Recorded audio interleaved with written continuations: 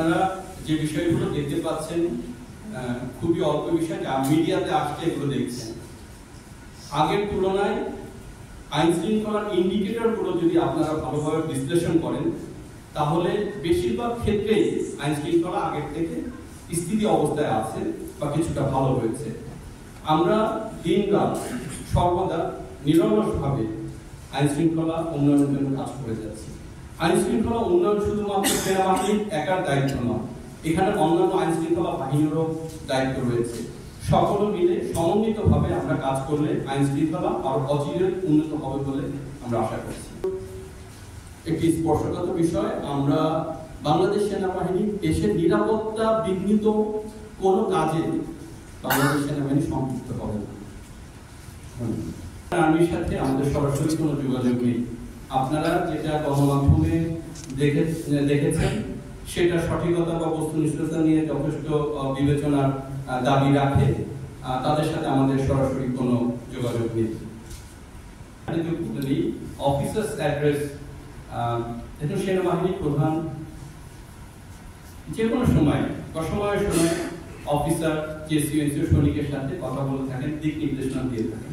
এটি তারই একটি ধারাবাহিকতা মাত্র। এখানে আমরা কোনো সাংবাদিককেও ডাকিনি, তিনি জাতির উদ্দেশ্যে কোনো ভাষণ দেননি বা আইএসপিআরও সরকারিভাবে কোনো বিবৃতি দেয়নি। সো আপনারা যেটা গণমাধ্যমে বা সোশ্যাল মিডিয়াতে দেখছেন এটার সঠিকতা বা বস্তুনিষ্ঠতা নিয়ে যথেষ্ট বিবেচনার দাবি রাখে। তো সে বিষয়ে আপনারা ভালোই বুঝতে পারছেন। আর আপনার যে বাকি বিষয়গুলো সেগুলোর বিষয়ে আমি আগের মতোই বলবো যে জাতীয় নিরাপত্তা বিঘ্নিত হয় এমন কোনো বিষয়ে সেনাবাহিনী সম্পৃক্ত হবে না। আর পাহাড়ি যে একটি দলের কথা বলেছেন এটা আপনারাই জানেন, এটি একটি আত্মস্বীকৃত টেররিস্ট দল যারা সংঘাতপূর্ণ কাজ করে থাকে। তো তাদেরকে নির্বাচনে যুক্ত করা সমীচীন নয় বলে আমরা মনে করি। আমরা এই বিষয়গুলো নিয়ে কোনো মুখোমুখি কোনো অবস্থান দেখছি না। আমাদের মধ্যে যথেষ্ট সৌহার্দ্যপূর্ণ পরিবেশ রয়েছে এবং আমরা একত্রে একসাথে দেশের জন্য, দেশের স্বার্থে, জনগণের জন্য কাজ করে যাচ্ছি। বলেছি এটা নিতান্তই অফিসার্স অ্যাড্রেস, একটি নিতান্তই আমাদের বাহিনীর অভ্যন্তরীণ বিষয় এবং গণমাধ্যমে আপনারা যেটা দেখতে পাচ্ছেন এটা সঠিকতা নিয়ে যথেষ্ট। কারণ আমরা এখানে কাউকে যদি আমরা কোনো কিছু জানাতেই চাইতাম তাহলে আমরা আপনাদেরকে ডাকতাম, গণমাধ্যম থাকতো, সেখানে আইএসপিআর সরকারিভাবে বিবৃত দিত। আমরা কিন্তু এগুলো কোনো কিছুই করিনি। তো এটা আমাদের জাস্ট একটা রেগুলার রুটিন অ্যাফেয়ার। সেনাবাহিনী প্রধান প্রায় হরহামেশাই আমাদের সাথে কথা বলেন এবং তার দিক নির্দেশনা দিয়ে থাকেন না, বা উনি কিভাবে কোথা থেকে বলছেন এই বিষয়ে আমাদের সাথে কোনো যোগাযোগ হয়নি। সেই বিষয়ে আমরা কোনো তথ্য আপনাকে দিতে পারি। নির্বাচন নিয়ে যথেষ্ট আলোচনা সমালোচনা হয়েছে, এই বিষয়টি নিয়ে আমরা আর কোনো কথা বলতে চাচ্ছি না। আর সেনাবাহিনী ক্ষমতা নেওয়ারও কোনো ইচ্ছা বা এ ধরনের কোনো রকম কোনো আমাদের মধ্যে এ ধরনের কোনো আলোচনা হয়নি। সেই বিষয়ে আমরা কোনো তথ্য আপনাকে দিতে পারছি না। ধন্যবাদ। রক্ষা জন্য আমরা সর্বদা সেনাবাহিনী একত্রে এবং একতাবদ্ধ হয়ে কাজ করে আসছি এবং ভবিষ্যতে আমরা দেশের জন্য, দেশের নিরাপত্তার জন্য, দেশের মানুষের সাথে কাজ করে যাব। কুকিচিং একটি বোম সম্প্রদায় কেন্দ্রিক প্রতিষ্ঠান বা অর্গানাইজেশন এবং আপনারা কি জানেন যে তাদের টোটাল সংখ্যা হচ্ছে 12,000 জন। তো 12,000 জন কিভাবে 30,000 ইউনিফর্মের জন্য ইয়ে করে? তো সোশ্যাল মিডিয়া বা যে কোনো মিডিয়াতে আপনারা যে তথ্যগুলো পান আসলে এগুলোর সঠিকতা বা এগুলোর বস্তুনিষ্ঠতা যাচাই করার যথেষ্ট সুযোগ রয়েছে। তো এই একটি ইনফরমেশন থেকে আপনি বুঝতে পারেন যে 12,000-এর মধ্যে তো সবাই আবার সশস্ত্র বা আর্ম গ্রুপের সাথে সংযুক্ত নয়। সো 30,000 পোশাক বা ইউনিফর্মের বিষয়টি এটা নিয়ে যথেষ্ট সন্দিহান। ধন্যবাদ। এভরি থার্সডে প্রত্যেক সপ্তাহে আমরা অফিসিয়ালি আপনাদেরকে এটা জানাবো এবং আপনারা সেখানে আসবেন। সেখানে আমরা সবকিছু পরিষ্কার করে আমরা এখন থেকে একটা উদ্যোগ নিচ্ছি যে এভরি থার্সডে আমরা আপনাদেরকে প্রতিটি বিষয় গুলি চললো এবং তার প্রেক্ষিতে সেনাবাহিনী অপারেশন রেস্টোর পিস নামে অপারেশন লঞ্চ করেছে, এটা চলমান আছে।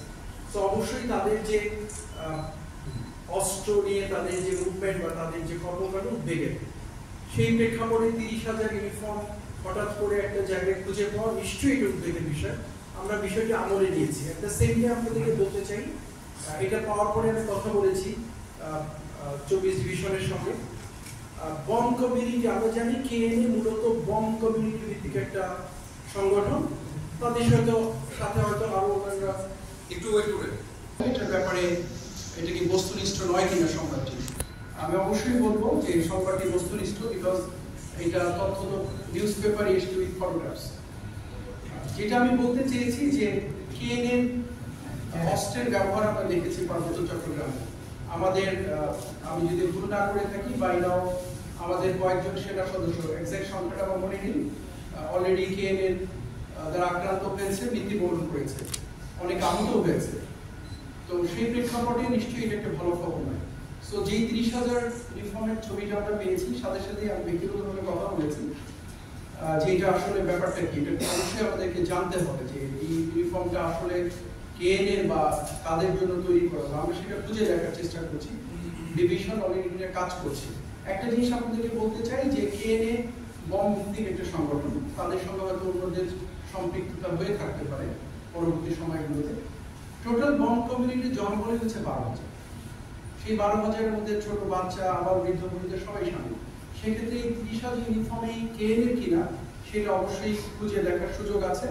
আমরা বিষয়টা অত্যন্ত সিরিয়াসলি নিয়েছি, বিকজ এটা আমাদের নিরাপত্তার সাথে ওতপ্রোতভাবে জড়িত। আমরা খুঁজে দেখছি এবং আপনাদেরকে নিশ্চিত করে বলতে পারি যে এটাকে আমরা খুব হালকাভাবে নিই। আমরা দেখছি, খুঁজে দেখছি এবং সে ব্যাপারে যতটুকু ব্যবস্থা গ্রহণ করে অবশ্যই আমাদের পক্ষ থেকে যেটা আমাদের দায়িত্বের ভিতরে পড়ে নিশ্চয়ই আমরা সেটা কাজ এক লাইনে যদি উত্তর দিতে চাই, অবশ্যই আমরা কম্প্রোমাইজ করিনি বর্ডার, কিন্তু আমাদের গায়ে বিন্দুমাত্র শক্তি থাকবে। We'll never compromise that. This is our country and we'll protect it at any cost. এটা আপনার দেশ, এটা আমার দেশ। এই দেশের সার্বভৌমত্ব বিনষ্ট হতে পারে কোনো একটা সম্প্রদায়ের মাধ্যমে, এটা কখনোই হবে না। এটুকু আপনার উত্তর বলতে পারি। আর যদি আরেকটু গভীরে যাই যে আরসা অস্ত্র নিয়ে আসছে, মুভমেন্ট করছে, সেটার অবস্থান কি? দেখুন, বাংলাদেশ মিয়ানমার বর্ডার একটা অত্যন্ত জটিল পরিস্থিতির মুখে আছে। এখানে কোনো মিয়ানমারের যে সরকার, যেটা আমরা বলি, যেটা তাদের সেই সরকারের অস্তিত্ব বিলীনের পথে। আরাকান আর্মি রাখাইন স্টেটটা অলমোস্ট দখল করে নিয়েছে, 85 থেকে 90% দখল করে নিয়েছে, কিছু জায়গা বাদে। সো এখানে আরাকান আর্মিও তো একটা অথরাইজ সংগঠন নয়। সো এই জায়গাটাতে না আছে কোনো সরকারের অস্তিত্ব সেভাবে, না আছে আরাকান আর্মিকে স্বীকৃতি দেওয়ার মতো কোনো একটা অবস্থান। সো অল টুগেদার এই মুহূর্তে বাংলাদেশ মিয়ানমারের যে বর্ডার পরিস্থিতি, নিঃসন্দেহে এটা যে কোনো সময়ের তুলনায় সংবেদনশীল। তো সেক্ষেত্রে এই ধরনের কিছু আর্ম গ্রুপের মুভমেন্ট হওয়াটা অস্বাভাবিক কিছু নয়।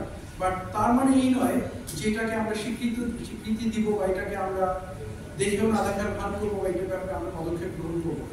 এই ধরনের ঘোলাটার একটা পরিস্থিতি, এরকম মুভমেন্ট হতেই পারে। বাট আপনাদেরকে আশ্বস্ত করতে চাই, বিজিবি প্রাথমিকভাবে এবং ডেফিনেটলি সাপোর্টেড বাই আর্মি আমরা প্রচন্ডভাবে এই বর্ডারের ব্যাপারে নজর রাখছি এবং এখানে যেন পরিস্থিতি এমন সৃষ্টি না হয় যে সার্বভৌমত্বের বিঘ্নিত করতে পারে। আমরা ওয়াকিবহাল আছি, কাজ করছি। বাট অবশ্যই যে মুভমেন্টের কথা আপনারা বললেন সেটা উদ্বেগের বিষয়, এটা কাঙ্ক্ষিত নয়। বা যদি আপনারা স্বাভাবিক পরিস্থিতি থেকে বর্তমান পরিস্থিতির প্রেক্ষাপট বিবেচনা করেন, সেক্ষেত্রে আপনাদেরকে প্রশ্ন করতে চাই যে এরকম একটা মুভমেন্ট হওয়াটা কি খুব বেশি অস্বাভাবিক কিনা। যদি আপনি উত্তর পেয়ে থাকেন